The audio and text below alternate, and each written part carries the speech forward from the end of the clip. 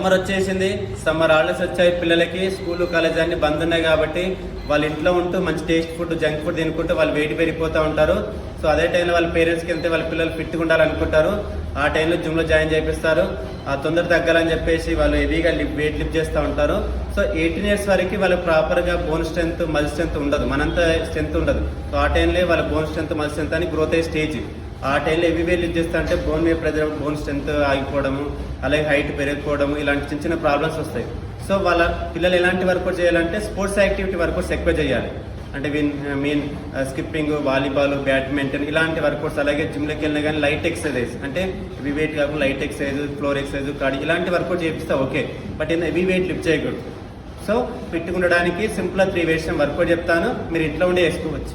First variation ఒక leg ముందు పెట్టి ఒక లెగ్ వెనక్కి వేసుకుంటూ చేతి ముందుకు వెళ్ళి 1 minute చేయాలి. కంటిన్యూగా 1 minute చేయండి. మళ్ళీ బ్రేక్ తీసుకొని మళ్ళీ స్టార్ట్, మళ్ళీ 1 minute చేయాలి. ఇలా 3 sets చేయాలి. నెక్స్ట్ వేరియేషన్ సేమ్ ప్లేస్లో ట్యాప్ తీసుకున్నాం ఫాస్ట్గా 1 minute చేయాలి. అలా 3 sets చేయాలి.